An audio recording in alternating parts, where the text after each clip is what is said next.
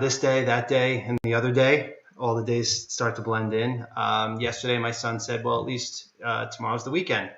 And I said, well, what does that mean? All kidding aside, the good news is we get a break from homeschooling, which is good. Just checking here to see on the stream if we are live.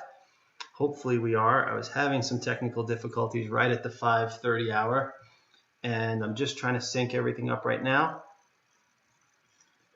We should be streaming. I'm checking online right now, and I'm going to check on Facebook, and then I'll introduce my special guest. He's a special guy that I used to work with, so I'll tease that out a little bit. Let me see here.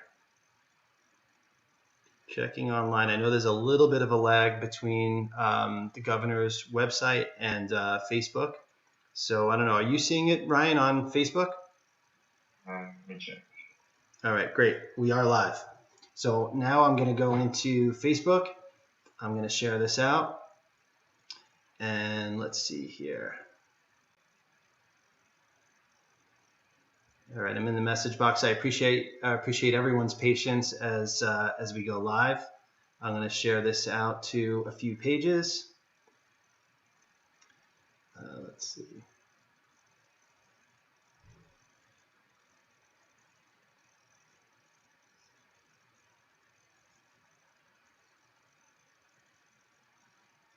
And all right, I think we're cooking.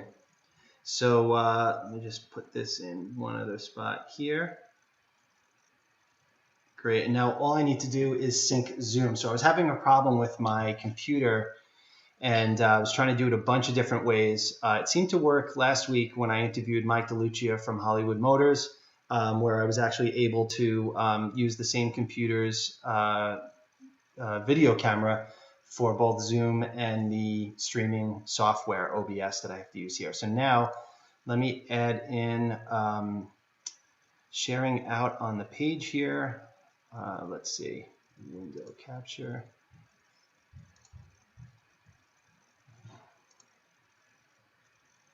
So now what I'm trying to do is just sync up Zoom. I can't wait till we're back in the studio. This would be much easier, I promise, once we're back in the studio. Let's see. Video capture device. Source.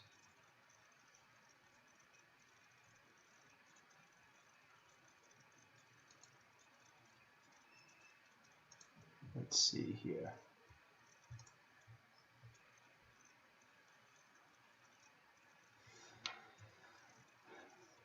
Let me just make sure that Zoom is running on this computer here. I apologize to everyone, and I appreciate everyone's patience. I see Mike Dupree is on. He's saying, bring on some Ryan Walker. So that is my special guest. And what I'm trying to do now is, hold on a second. I'm trying to link up Zoom meetings. Dominic. Yeah, I think I need an engineer next to me here. All right. Yeah, that's tough. Trying to do it all on your own.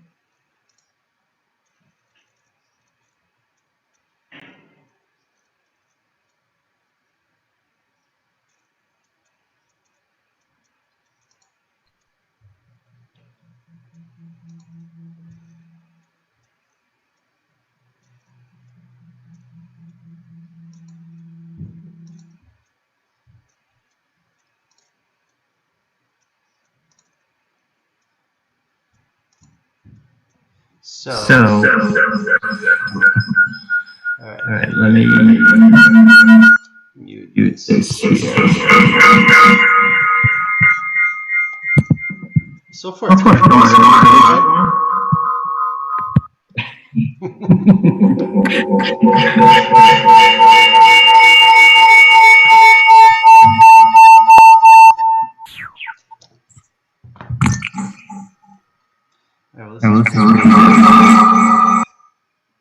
All right, is that better? Hold on.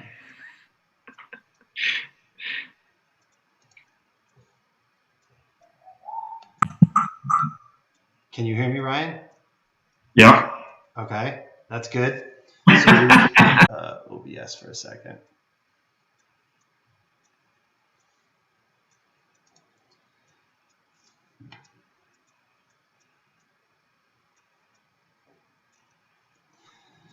So Rahul just said, is this a podcast or Galati learning how to use the internet? So let me try this one more time.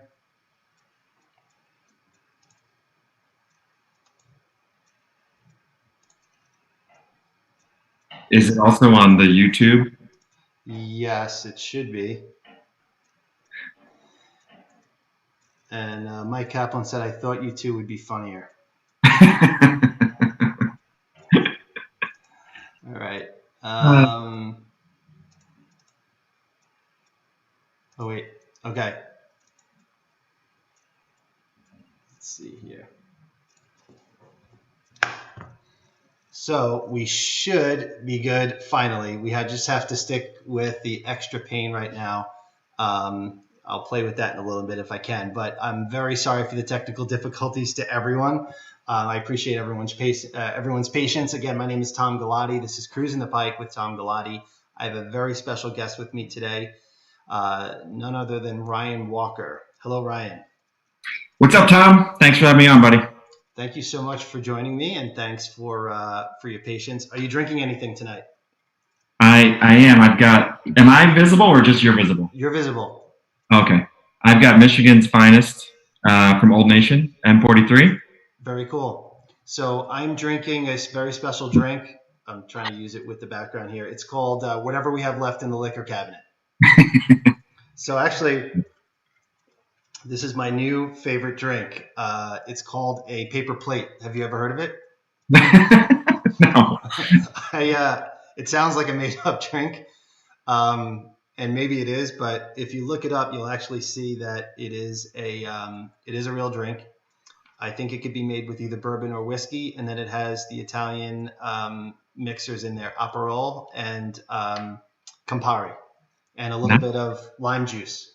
That sounds refreshing. It's very refreshing, Ryan. It sounds a little too classy for you, though. Yeah, it probably is. Do you at least put it in like a McDonald's cup or something like that? Yes. Actually, this is my Islanders cup. Wow. So, unfortunately, Ryan's a Pittsburgh Penguins fan. Yes. Won't hold that against you. No. We've got the cathedral learning in the background here. Yeah, We're that's good. good. So, Ryan, you're in Detroit. Yes. And tell me a little bit. So, when I met you, you were living in New York, and we were both working at Yahoo. Yeah, I was thinking about that today. It's crazy to think today is actually the 15-year anniversary of when I moved to New York. Oh, I thought you were going to say when we met. I was going to say I feel a little but embarrassed that I didn't get you anything. Yeah. For you and I, it's 9 years because it was 2011. I didn't have any kids. I think you only had Vanessa because the boys were. Yeah, she was born in 2010, right?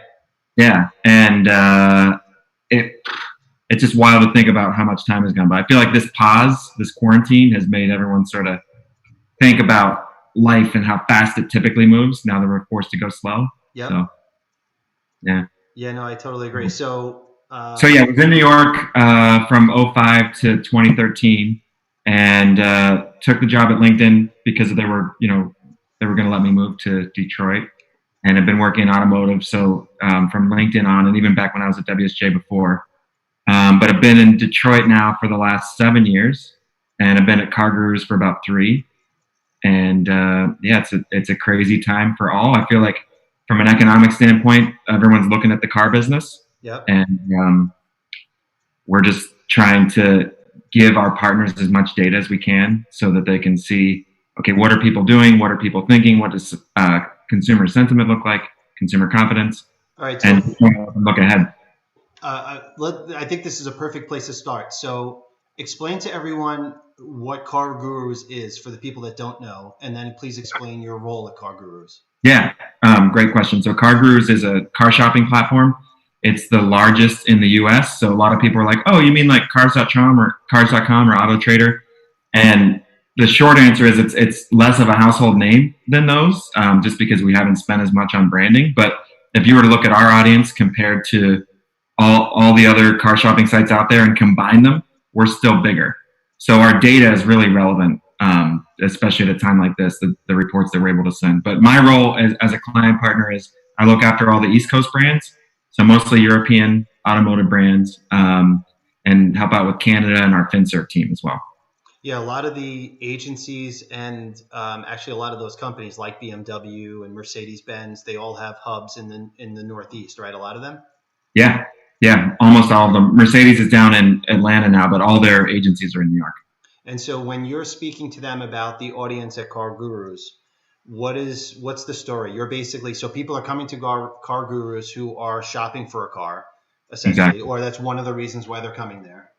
That's So really the main reason. the So main reason? we really took the approach of, like, if you think of Google versus all the old portals that are out there, simplified it, stripped everything down, just giving the information that they need. It's a very cluttered environment in general, and so we just looked at the shopping data and tried to give people the information that they're going to need when they want to make an important decision, like what kind of vehicle to buy, where they're going to buy from, the reputation of the dealer, all those sorts of things. We just put it in the palm of their hand and put it in and make it very digestible. So the only reason anyone would ever come to Car Gurus is if they're shopping for a car. Okay, so they're in market for a car. Do you think they generally start with you, or do they go to do they have they already started to make their decision, and then you're where they go to make some final decisions around pricing and things like that, or Um, where are they in the consideration set when they come to you? Typically, they're about 6 to 7 weeks out from the purchase. So they've done some homework. We have some research tools, but there's obviously other sites that are, that's their bread and butter. So they have some kind of idea, but they haven't made the decision yet. There's a lot of cross shopping that goes on. And do the majority of the people that come to you, so okay, let's forget about the virus right now and how it's affected the business. We could touch upon that in a minute, of course, but before that, when things are normal, Mhm. are more people coming to you because they're interested in buying, or more people leasing these days? Does it depend on the vehicle? It actually doesn't matter from a car guru standpoint. So the vehicle's listed, and if it's a new car, they can make that decision with the dealer at the dealer. Okay. So that, yeah, there's different pricing tools and calculators that they can figure out their payment and things like that. And there's incentives that are offered, and advertising where they're advertising certain lease rates and things like that. But typically we would look at the after sales data to think about that. So do you ingest that data at some point and then offer that as a service to the consumers that are coming to your site as shoppers to say, okay, you're looking at this, um, uh, let's say the Honda Odyssey minivan, Mhm. and you're thinking about a 3-year lease. Does it give you a range and say people in your zip code or in the Northeast will, lease this vehicle anywhere from 250 to 450 a month or something like that? So there's so many other. There are now, we're getting more into that game where we're working with finance partners to be able to give them live quotes and be able to take quotes right to the dealer where it's, all the paperwork's already done pretty much. But it's more about the price of the vehicle. So the way that the deal rating works is everything's listed on a bell curve, and whatever search parameter you put in, if it's nationwide or if it's just in the Northeast or just in your zip code, um, the price of that vehicle will be compared to all the other ones that are out there, and you'll know if it's great, good, or fair. Because at the end of the day, all anyone wants to know is that they didn't end up paying more than their neighbor did. Right. Yeah, it's funny how we've talked before, and last show, which was 2 weeks ago, I had Mike DeLucia, who runs a really unique auto dealership here on Long Island called Hollywood Motors, and he was talking about different pricing models and things like that. And I told him that someone told me early on that a good deal is a state of mind. That's something you said. Everyone wants to know that they paid, they got a better deal than their next door neighbor. Yeah. A buddy of mine, Mike, who has been in the car business locally here in car sales for a very long time, he used to say that some people would come to him who the dealership was completely ripping off, and they thought they were getting a good deal, and they were like hugging and kissing Mike and bringing him a bottle of wine and saying thank you so much for making this such a smooth process. And then there's other people where it was the end of the month and they were getting an amazing deal. There's dealerships making $500 total on this vehicle, and they're like, I know you son of a bitch, you're ripping me off, and you're making money hand over fist on this car. So Oh yeah. he used to like to say that a good deal is a state of mind. I like. But you're right, though. I think at any given point in time, you at least want to know that you got a fair deal, and hopefully your next door neighbor didn't get the same vehicle for $50 a month less, right? Exactly. So when you're having these conversations, let's say Volvo might be a good example, right? They're located in the Northeast. Yep. So you're Yep. talking to Volvo and you're saying we're getting shoppers that fit your target audience. They're coming to our site. You can message to them early and often and get your messaging in place. And so is it more so a branding message saying, again, using Volvo as an example, that they're a very safe and reliable vehicle, so a nice family vehicle? Is it more on the branding side, or is it a combination of that plus local deals and stop into your local dealership now for a test drive? What we would refer to as further down the sales funnel, or is it a combination? It's definitely a combination. So the conversations I have are with the agencies. So it's tier 1 and tier 2. So the national advertising, and then any regional incentives, any specialized offers. So it's like Greater Detroit Chevy dealers or Northeast tri-state area Honda dealers, et cetera, things like that. And then down at the dealer level, they'll have their own showroom floor branding and specials that they're doing and sales events and things like that. So it really does run the full funnel. All right, that's cool. And actually, so I'm speaking with Ryan Walker from Car Gurus. He's also a good friend of mine. We've worked together at Yahoo and at LinkedIn. So it might be a good opportunity. I want to come back to the earlier conversations. But before we do that, you mentioned before right now, business is tough for the car industry. Yeah. What are the types of conversations you're having with your clients right now? Are they in complete freak out mode? Are they saying, okay, this too shall pass, and we're probably giving it another 30, 60, 90 days before things hopefully return to normal in terms of the dealerships at least opening again, and not just the service department or doing online deals? What are the types of conversations you're having with your clients? Yeah, it's very much everyone's just trying to learn about what's happening, what are shoppers feeling like, what are they doing, what are the activities, how did the site traffic change? Are we seeing, what we're seeing right now is the drop off has been more on mobile because people have time and they're at home, so they're shopping, but they're still doing a lot of shopping online. And they're going as far as we've seen a big uptick in leads so far in April. So a lot of positive signs that I was able to share with clients this week. There's a lot of pausing and hesitating, and frankly, like there's a lot of pain being felt by the teams, whether it's layoffs, whether at Car Gurus, at a lot of our partners. Like it's a scary time, and we're all just trying to do our best to get through it and help everyone that's impacted by it in any way that we can. Yeah, no, that's a good point. It's funny. You're not out there selling like you normally would. I tell people now my job as a data analyst and just to try and give them the best information that I can. That's our focus right now across our whole team. No, that's good. That makes a lot of sense. So, we've had similar roles in the past where we've worked at these large publishers, like where you are right now, or, like when we worked at LinkedIn or Yahoo, Fortune 500 companies with very large sales staffs and organizations. So we've had similar roles. And now that I'm at an agency, there's still a lot of similarities in what we do, but of course, some differences. But what's interesting now at the agency where I'm working, which is Diarrhea Media out of Wilton, Connecticut, we have certain clients that have pulled back a little bit, partly because they're not an essential product or service, or they might be, but they've had production issues and they might have inventory issues because they've done some, manufacturing over in Asia or in other parts of the world.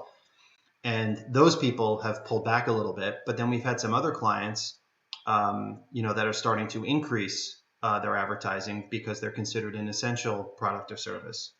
Mm-hmm. So to your point, the conversations I'm having on a regular basis are, kind of, unique and fluid depending on the person that I'm reaching out to.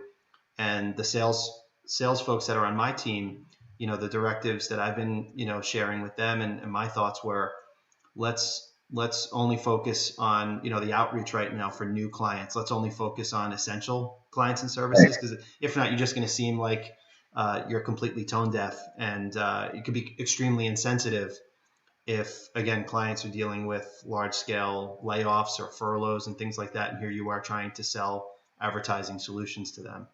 Exactly. Yep. Yeah. And then, relying on our LinkedIn background to do everything you can to help the people that have been impacted. Like, got tough couple of emails yesterday from clients that are like, hey, today's my last day. Like, that's hard. It is. You're right. You just be a good human being about it. Yeah. And it's funny, we've worked, I don't recall it happening at LinkedIn. It seemed like we were just in hyper growth mode the whole time that we were there, and we overlapped, a lot of time there. But I feel like at Yahoo, for sure, there were significant ups and downs. And while we were at Yahoo, there were times where there were significant layoffs and things like that. And it's hard. It's hard when it's people that you're working with and working for, and then and now it's client partners that you're working with, clients and things like that, and that's tough. Speaking of Yahoo, I feel like we should try to lighten the mood and make some. Yeah, right. Well, Do you remember when Cliff Clavin, aka Scott Thompson, was his real name, was CEO at Yahoo? I had that on my notes to tell that story, and maybe it might be better if you tell the story, but I can maybe set the stage a little bit. So yeah. I'm glad you gave the clue, and maybe while I set this up, look down on Facebook, because I know there's a lot of familiar. You were talking about something serious, and I looked down and I started laughing at some of the comments while you were like saying something serious, so I kind of looked like a jerk, but that was. Well, it's funny. I'm looking down too, and it's funny. I'm looking down and I'm trying to read the comments, and I feel like I'm supposed to be the comedian, and I feel like between my cousin Matt, Michael Dupree, Mike Kaplan, a lot of people were apologizing and saying that you should have started drinking much heavier at the beginning of this to have enough patience. So let me set the stage. We're both at Yahoo. Yahoo is troubled in a lot of different ways. There were some perception issues. It was a bit of a roller coaster during the time that we were there. Ryan was there before I started, and thankfully, I thought you were. No, I thought. Oh, it's funny. I went there from Microsoft in 2011. I want to. Yeah, I got there in 2011, but like late November. I came from WSJ. I thought you were there on my first day, and I met you, but I don't know. All right. Anyway. All right, let me start over. So remember when you were at Yahoo before I was? Yes. Well, it's funny because there were people on my team that you had worked with already at Wall Street Journal, and maybe that's why it's a little bit blurry. Verna brought me over. Yeah. Verna? We got to shout out Verna. She's Is she watching? Yeah, she's watching and texting, and awesome. She just wrote, "Shut the F up, Galati." So Verna is one of the nicest and smartest people that I've ever met. She's also one of the most altruistic. Just you could check every box with Verna. And on top of it, the train wreck box. What's that? The train wreck box. She checked. Well, it's funny because I learned a lot from her, and I feel like there were so many great people that I've met. I think directly because of her. I think of you. Yeah. I think of Ryan Michaelis. There were a lot of people on your team that I got to meet because Verna made the introduction to you. And it's funny because I remember telling me, she's like, Galati, you're a good guy. I have a lot of laughs with you. There's a guy you have to meet, and it's Ryan Walker. Yeah. And I feel like the rest for us is history. So again, we hated each other. Just no fun ever had. So we're both working in the sales team at Yahoo. They bring in Scott Thompson. I'm trying to remember his background. Did he spend time at eBay? He was a mailman in the Boston area, and spent a lot of time with Cliff Clavin. Yes, he looked and spoke just like him. No, he was the PayPal guy. I actually do a really good Cliff Clavin impression. Well, the floor is yours. It's a well-known fact, Naomi, that the ancient Babylonians. Is that good? That's really good. All right. That's all I got, by the way. So that's the extent of my Cliff Clavin. And apologies to anyone who was born after 1985 and has no idea who Cliff Clavin is. But so Scott Thompson comes on as the CEO, and for a very short period of time, we all looked at him as, oh my God, here he is. Here's the savior of Yahoo, because he came from PayPal. He was the CEO of PayPal. Right. He spoke to the company, and he just had this great way about him where he says, listen, we're going to be the best, and we have great numbers behind us. We have great products and great services, and all. Our mail, this was before Gmail really, really took the world by storm, but there were so many people still using Yahoo Mail. And so he told this great story, and it was only weeks before our national sales conference. Mm-hmm. And did he make a joke asking, or did you just make that? No, I just did it. So he was basically saying to the entire company of probably 50,000 people at that point. Looking forward to meeting all of you. I have an open door policy. My email is scott.thompson@yahooinc.com. Email me anytime if you have ideas about how we're going to get out of this mess. Please reach out to me. So I think And I was like, oh, let me dust off the old keyboard. so that meeting ends, and I think about 4 minutes later, Ryan comes back and he says, oh, by the way, I just emailed Scott Thompson, our new CEO, and I asked him if he wanted a roommate for the upcoming sales conference because he probably doesn't know a lot of people at the company yet, and he's probably looking to make some new friends. Yeah. Well, they had just sent out, they were making us find roommates. And my boy Jesse from Kiwi's team, we started at the same time. He was like, oh, no, mate. He was a Kiwi. I don't do a good one. But he's like, no, mate, I'm rooming with, I don't know who it was. I was like, are you serious? Like, we started at the same time. Like, come on.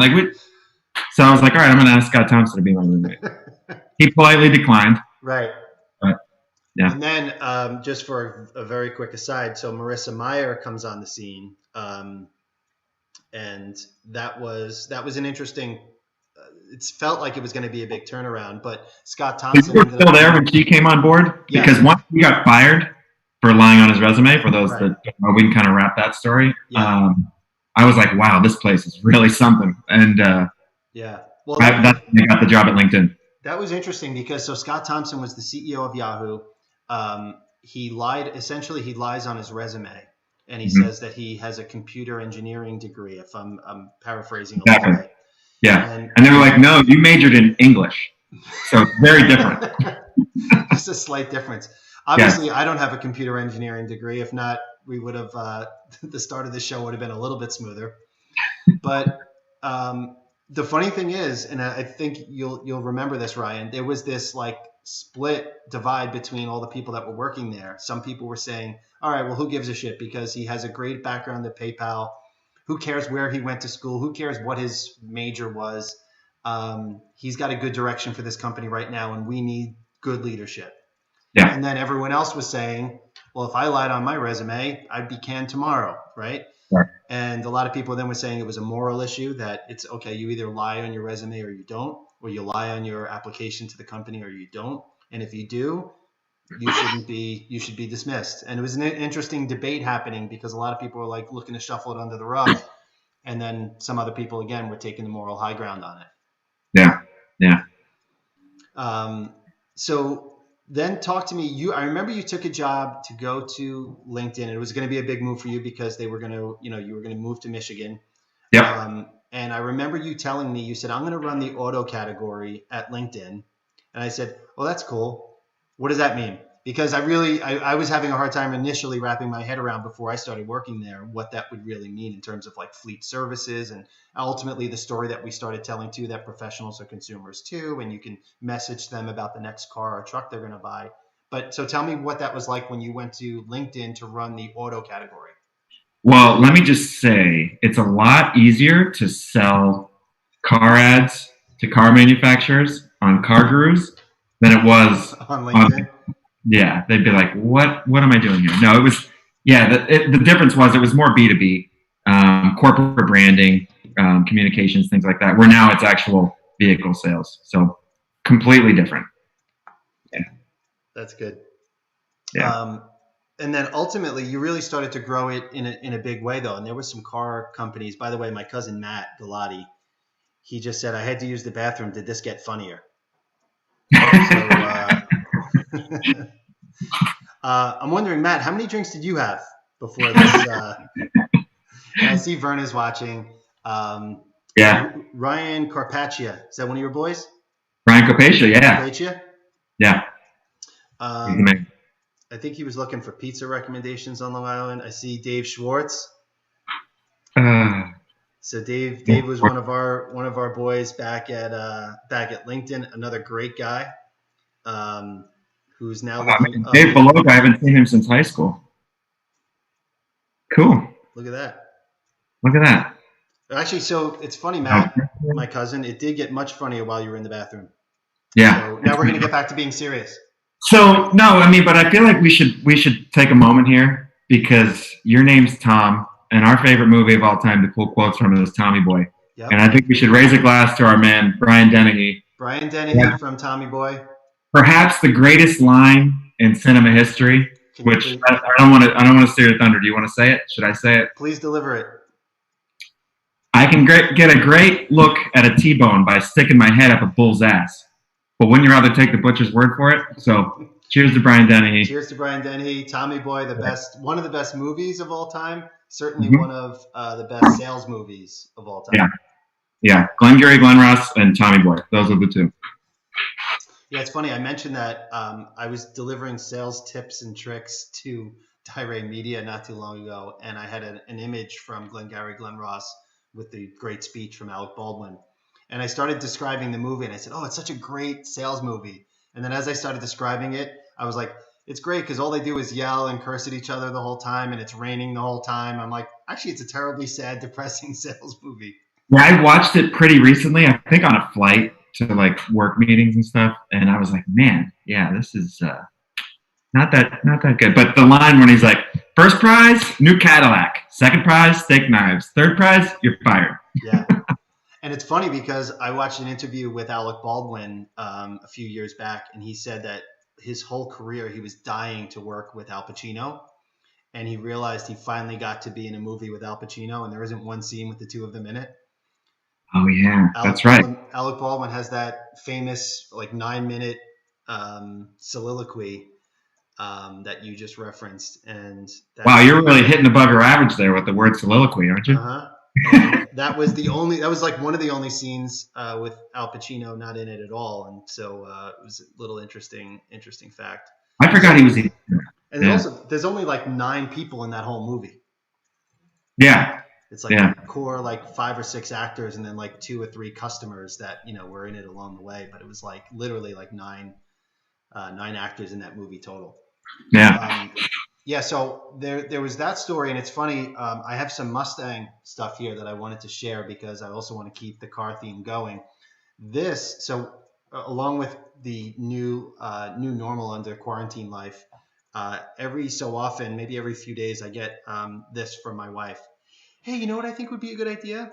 Let's go downstairs and tackle the basement. So that's what we did today. We've done that a few times so far. And we're actually living in our house now for about a year. And there was a couple of things that like we haven't even needed to touch yet. And so we're still like going through some of those things and getting organized and stuff like that. Coming on this show saved me from serious yard work today. That's good. You're like, honey, I don't want to get all sweated up and I need to be. I just showered for the show. I saved my quarantine beard for this. It's good. Yeah, this is my quarantine beard. Nice. I just need a little just for men, just to darken it up a little. So the thing I wanted to share, and then I want to ask you what quarantine life means for you right now. But again, part of it feels really good to get organized and go through some things. This is the manual for my first car that I ever bought. It was a 1967 Ford Mustang. Oh, wow. And it's funny because I sold the car, but I kept this manual. And what's really cool about it is it even has all the information on here, including the original owner of the car, which is kind of cool. It has the VIN number up top. Sometimes people get the manual for the car, especially now. I think it just comes like on a zip drive. People don't even have this hard manual anymore. And but I remember I've bought and sold cars where the manual was in it and no one ever filled it out. But the woman who bought it, her name is Dorothea McKee Short, and the car was originally from Coronado, California, which is really cool. I always knew it was an original California car, but I thought about reaching out to her. I'm thinking at some point, if she bought this car new in 1968, that I feel like it might be cool. So it was actually purchased on April 10th, 1968 at Raleigh Martin Ford.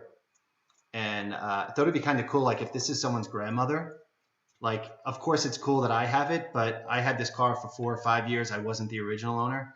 I think it would be cool to find the original owner and give this back to whoever that is. Yeah. If someone did that for me, if it was my family member, I would love it. Right? That's cool. I think that would be pretty cool. So I'm going to do some searching because I think that would be kind of cool. I like that I have it now, and I like that I've owned the car. I've shared pictures of the car on my site. But I think this was really cool to find. And I'm going to so we went from sad to funny. Now we're going to go serious for a minute. So by the way, Matthew Galati is just on fire in the comments. By the way, yeah, he's just Brian. It's 5:30. You could have done it. So good. Thanks for joining, Matt.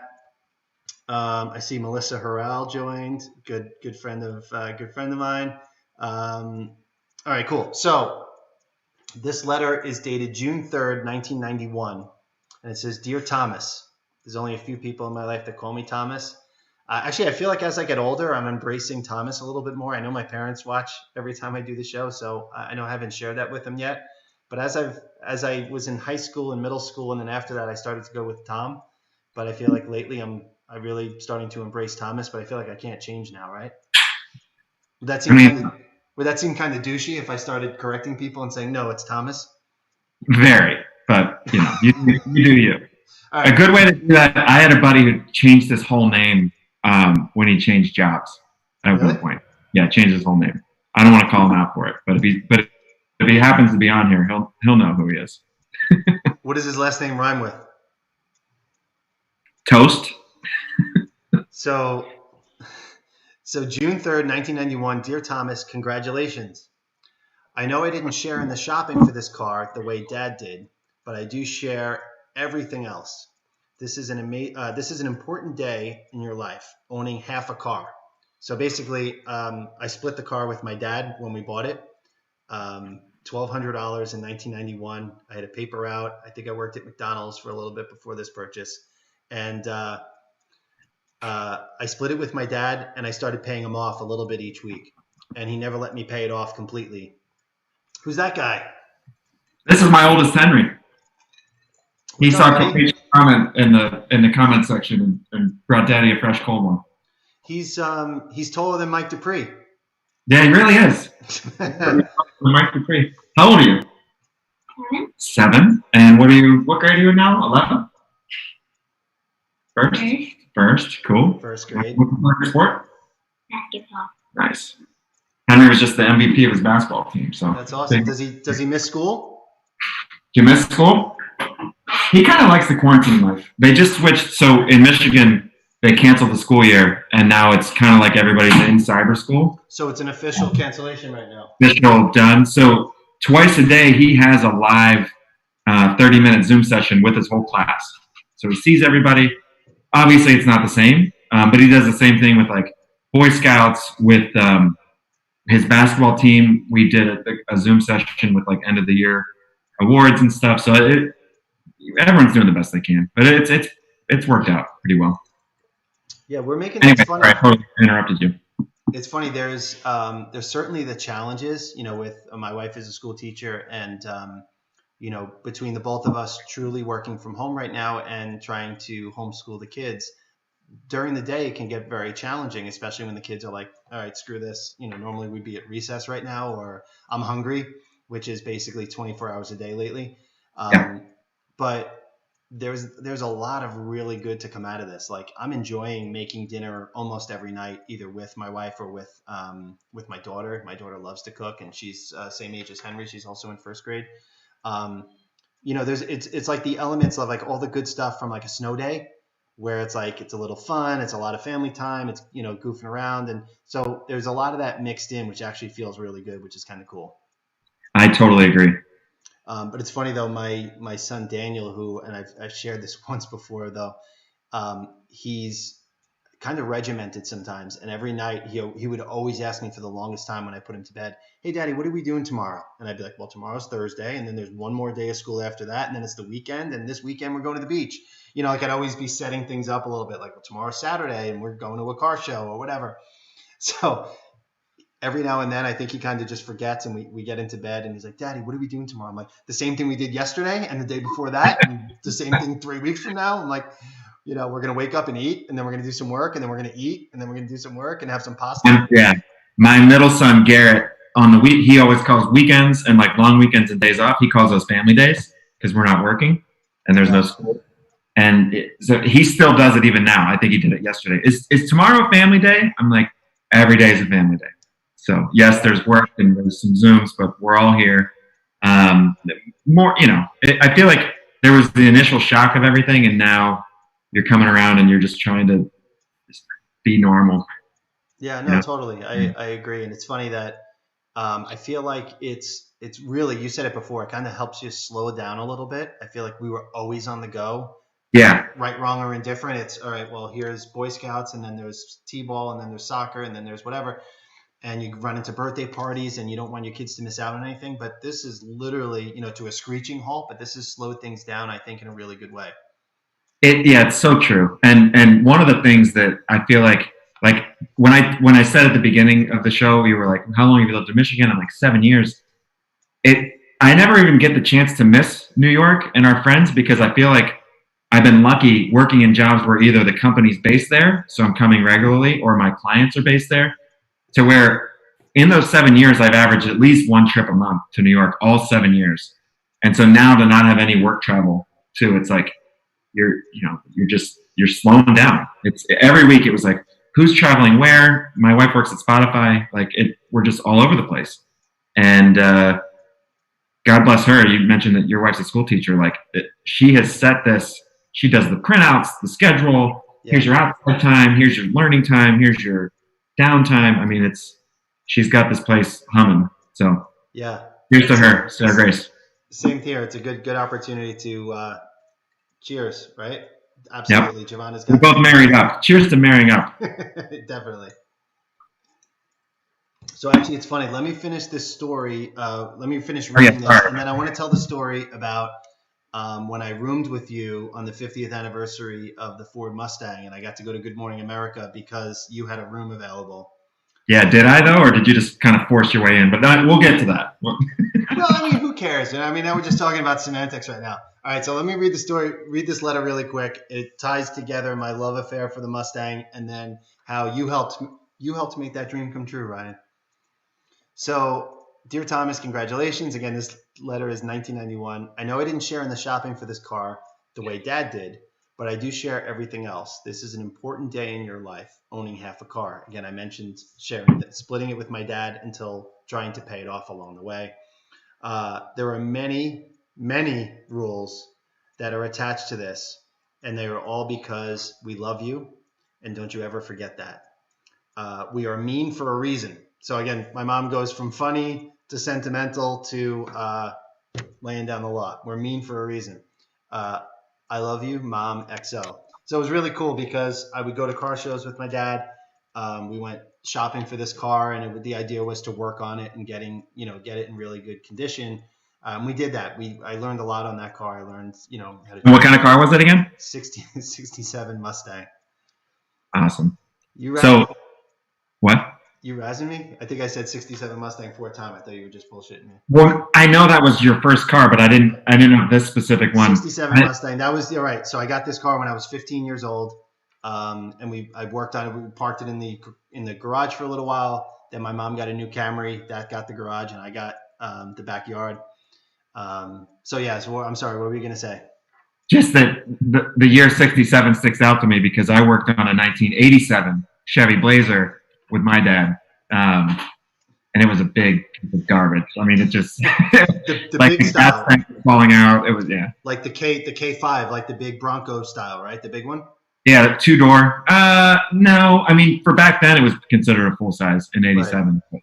Yeah, 2-door, just one back seat. Because my father had an 88 Chevy S10. Not like the big Bronco, right. Not like the OJ. No, but he had an S10 Blazer. That was the smaller one. Not like the K5, like the bigger one. Was that was your first car? It was more like the S10 size. Okay. Yeah. And that was your first car? Yep. And you did some work to it too, or you just kind of. I basically was like, my dad would say, "Hand me a wrench," and I'd hand him a screwdriver. It was that kind of working relationship. I didn't get that gene didn't rub off on me. I don't know how to do anything. So.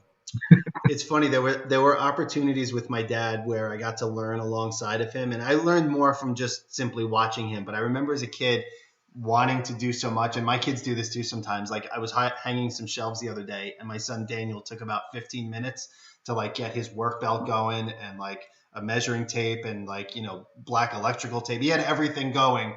By the time I already had 2 shelves up, he was still getting all this shit together. And I remember my father built a shed in the backyard with help from my next door neighbor. And my father built this shed, and he built it around a tree. So we had a nice tree in the backyard, and he kind of made it like an L next to the tree and behind it a little bit. And my father was very, very handy and still is. And I remember I was so excited. I was looking forward to this day for about a week. Like, all right, we got some lumber delivered. My father's we're gonna do the walls and pick them up. It's gonna look like now the modern day Extreme Makeover type shows, where all of a sudden it's gonna be like, presto, we have this shed built. And I remember, like, same thing. I was like putting on my work boots and a work belt and a pencil in my ear, and I'm like, all right, Dad, here we go. What are we doing first? And he's like, I remember he said, hey, why don't you go inside and make some iced tea or lemonade for me and the guys out here, because it was like my next door neighbor John and like one other guy that was helping a little bit. And I was like, all right. And that took me like a half hour, and I think that kept me busy and out of his hair for a little while. But I learned a lot from watching him. But there was a lot of those times where I was like, all right, great, we're really going to learn some good stuff right now.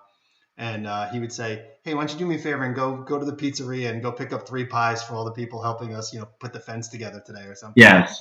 Yep. That was me. So what cars do you drive now between you and Sarah? Chevy Colorado, and Sarah's got a Chrysler Pacifica. So we went the minivan life. Our kids are 7, 5, and 2. So she's thinking she's going to switch. We lease. She's going to switch to the Explorer, which is what she had before. And I think I'm going to go to the Ford. What's their smaller truck called? The Ranger. Ranger. Yeah. That's my lease was actually up. This is an interesting time. My lease was up, and I called the dealership, and I was like, hey, can I just leave the keys in it, and you send me a DocuSign link or something, and I'll sign it back over to you. And they were like, oh, we're closed, so you can just keep it until we can open again. So I have a free truck. You can't go anywhere in Michigan right now, but you got it. Right. There. Take the garbage down the driveway. So that's cool. Yeah, gas is $2 a gallon, but you can't go anywhere, right? Exactly. Yeah, we saw today I want to say like $1.60 or something, $1.60. It's pretty crazy. Yeah.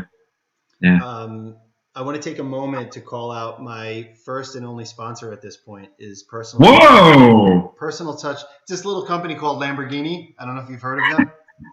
They're a small Italian auto manufacturer. So my sponsor is Personal Touch Car Wash. So they have 2 locations. One is right near me in the Comac Elwood area. I think it's officially Elwood. It's on Jericho Turnpike. A lot of people consider that area right on the border of Dix Hills. And the other one is Bohemia. And these guys are the nicest guys in the world. They do amazing work. And not only that, they have some great contingency plans right now for the people that are, especially if you're essential and you're out and about. You have an opportunity to just stay in your vehicle the whole time. You don't have to get out. You don't have to do anything. And I noticed a lot of people locally too here on Long Island. They're all doing these drive-bys for birthdays. I'm sure you're seeing that too, Ryan. We did that. Yeah, this past Tuesday we did that. And what's really cool is, so there's been 2 groups, right? Like, so our kids, all their friends have had birthdays at least one of each for all 3 of our kids, and we've done these drive-bys, and it's fun and it's unique, and I feel like it's a good way for the kids to, of course, see their friends for their birthday. But what I'm also seeing too is every now and then there's like a car guy or a kid who's like really into cars, and 1 or 2 of the car clubs like Strong Island Stangs, my buddy Mikey Giraldi, they're getting like a bunch of really cool like Mustangs together and doing a drive-by that way, and like doing some peel outs and stuff in front of someone's house. So it's really cool. And so again, this is a good way to get your car looking good if you're taking part in any of these things. We're part of a Pacifica club where we kind of peel out sometimes around places. It's no big deal, but right. Yeah. I know you're not one to brag, but yeah, it's So besides me, who's someone who really inspires you, Ryan? Wow, really pivoted there. God, there's a lot of people that inspire. And right now, like in day-to-day life? Yes. David Goggins. Who's that? You know who that guy is? No. So he was a Navy SEAL. Have you ever heard of the book Living with a SEAL? Yes. So the guy who wrote that book, his name is Jesse Itzler. His wife is Sarah Blakely, who founded Spanx. Uh-huh. And they're co-owners of the Atlanta Hawks now. So when I read that book, my wife got me his first book. Spanx is that porn site? Spanx is the porn site, exactly. Just kidding. Yeah. But got me that book, and at the end of it, he reveals who the SEAL is, because at first they didn't want to say his name. And then he wrote his own book, I guess now a year and a half or so ago. But yeah, he's just a super inspiring guy. He weighed like 300 pounds, and it was spraying for cockroaches as a job, and saw this Navy SEAL video and was like, I'm going to do that, and just committed himself. Lost like 100 pounds in 3 months, became a SEAL, and then you just read all. But now he does ultra endurance stuff. His good buddies were on that, that Mark Wahlberg movie, Lone Survivor? Yeah. So those were his friends. Those were twin brothers, Marcus Luttrell, and I forget the other Luttrell brother. Uh-huh. Those were good friends. And so when that happened and like 17 special operative forces died, he started doing ultras to raise money for the families. Mm-hmm. So that the kids could have scholarships and the families wouldn't have to worry about money. Anyway, so he's on Instagram and he wrote a book and he's on podcasts and stuff. So he's probably my number one right now. Oh, that's awesome. That's really cool. Yeah. It's funny. There's a guy who lived on my old block, Trevor, and he's a Navy SEAL. And I remember talking to him. I always feel like a royal puss anytime I talk to him. Because like he's like, oh, after my 4th tour in Fallujah or something, I'm always like, yeah, I can't even wrap my head around that. Can you believe the lines at the grocery store? Right. And I remember talking to him about the Lone Survivor movie, and I remember at some point they were dropped into the mountains of Afghanistan or wherever. Yeah. Afghanistan, right? And that was the movie where like those sheep herders came across them and like they had a tough decision to make of whether they waste those guys or let them go kind of thing, right? And I remember telling him, like, I remember they dropped in there, they located, their target, and then they were like, all right, let's get some shut-eye because we're not going to do anything until tomorrow morning. And I started telling him, I'm like, I have trouble sleeping in my bedroom when it's optimal 72 degrees. And, and the lights are down and I took 2 melatonin pills and I'm like, and I still have trouble sleeping. And these guys are like, all right, I'm just going to lay under this tree right now. And I'm just going to sleep until we attack tomorrow. And I'm like, just how different that is from what most of us are faced with every day. It's wild. Yeah. The mental discipline that they have. Can't wrap your head around it. That's his whole message is there's no finish line to training for things. And there's no finish line to life. Like you're always, like people sometimes ask me like, oh, are you training for something? And I'm like, not really, just kind of training for life. Cause it's like an escape, and it's definitely helped me through this quarantine stuff for sure. So what advice, we're going to wrap up right now. What advice do you have for families right now that are dealing with this and, trying to get through this crisis right now? What advice do you have with anyone, dealing with this and kind of stuck at home right now? The biggest thing I would say is just staying connected to the people that matter most to you. So our friends, we have a lot of mutual friends, but we do a lot of like FaceTime happy hours or just not really a happy hour, just kind of like drinking after the kids go to bed, talking to people on FaceTime, couple Zoom sessions, like whatever. It's, that's really important, like just to stay sane. And it's made me realize like now, growing up in Pittsburgh, living in New York, and now living in Michigan, like friends are kind of scattered all over the place. We've said to each other a lot, like, wow, why didn't we do this more before? Like, you can easily just like, whoever's on your text thread, just click the FaceTime button and it calls everybody on the thread, and whoever's available will answer. And it's like, wow, that's pretty simple. So hopefully when this is all over, we continue doing that. But I reach out to family a lot. I reach out to friends a lot. I try to do something for my own personal wellness every single day, and just something that is outside the box for business. Just whether it's reaching out to a coworker or a client that you're close with, just checking in, just constantly checking in with people, making sure they're good. That's probably the biggest things. That's great advice. And it's funny, I feel like I'm hearing more and more people say that, are you familiar with the House Party app? No. It's basically like FaceTime. They make it easy to invite a lot of people in, and you can play games together. There's a game called Chips and Guac, and it's kind of like you're playing charades or things like that. Yeah. I'm hearing more and more people say, oh, I connected with all of our old college buddies, all of our college roommates or things like that.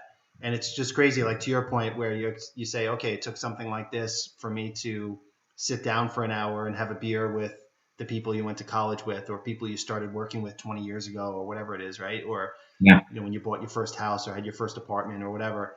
so many people are making those connections now, and I kind of hope that doesn't go away because I feel like people are kind of cherishing those moments right now. Same here. Yeah, for sure. All right, well, I'm going to wrap up right now. Ryan, I really appreciate you taking the time. This was a lot of fun.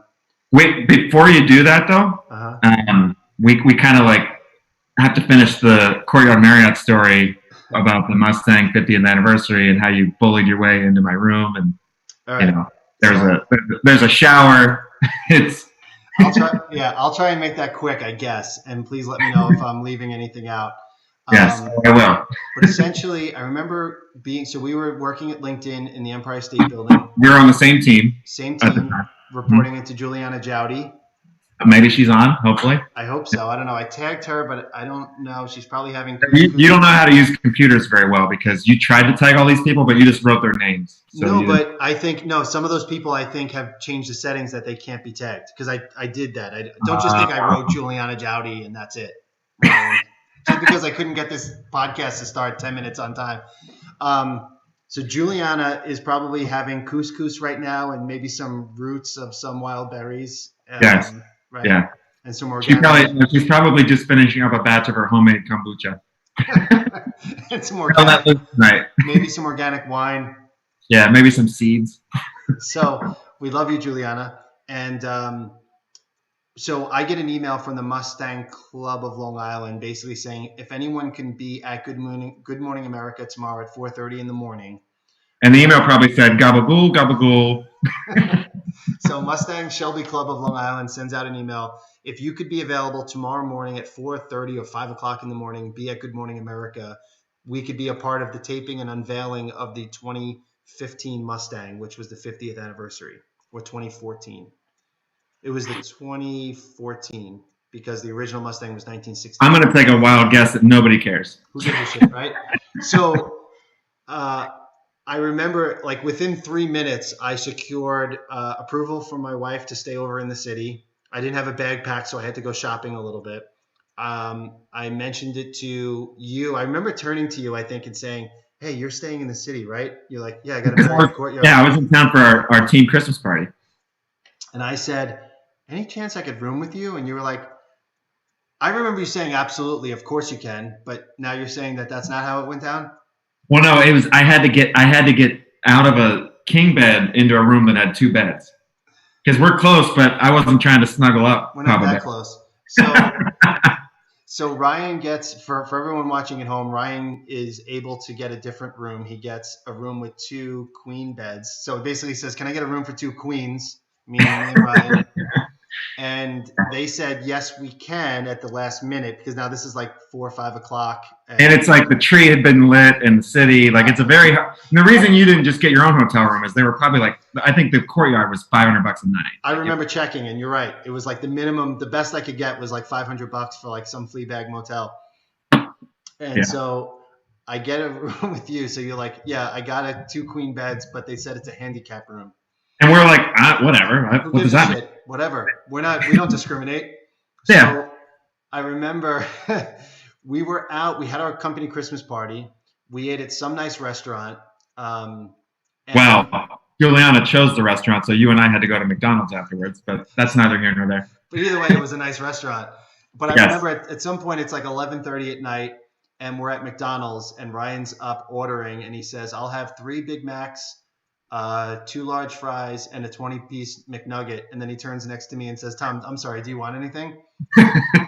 and so basically you probably caught like a 45-minute power nap by the time we got home. I think so. Woke up, went to the I basically woke up super early. I took a quick shower, and we might not be live right now, by the way.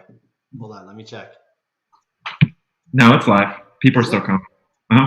Okay. Do you hear the knock on the door? Yeah. That's our pizza delivery. All right, finish the story. So the shower. All right, I'll finish it. You're very long-winded. Yeah. You finish it. So the handicap room meant that there's no shower, there's no tub. It's just the shower head sprays water all over the bathroom. So Tom gets up and he showers at 4 o'clock in the morning. There's just water everywhere. My stuff's all soaked. The towels are soaked. You ruined everything. So thanks again. That was a great memory. it was the best day of my life. So I'm glad it worked out. I'm glad I was able to room with you. Yes. Yeah, and then so after that, anytime Ryan came to town for the next few months or year or so that we worked together, I would always ask that he got a handicap room so we could share a room together. Yeah, I think even the last time I was in the city, you asked me that. Yes. Good. I did get to see you last time you were in the city for a client meeting at Chelsea Pierce. Maybe not the last time, but I was going to say that was a while ago, but yes. Summertime-ish, I want to say we got Is together. that the last time we saw each other? Yeah, I think so. Yeah. Really appreciate you joining the show, Ryan. It was really good This to was see fun. you. Let's Yeah. we'll continue to keep in touch. I hope you and your family stay safe. For everyone out there, I hope everyone is happy, healthy, and safe. And thank you all for tuning in. Thank you again for your patience at the beginning. Ryan, thank you for joining. I love you, man, and hope to see you Love soon. you, brother. Yeah. Take care. Stay safe. All right, bye-bye.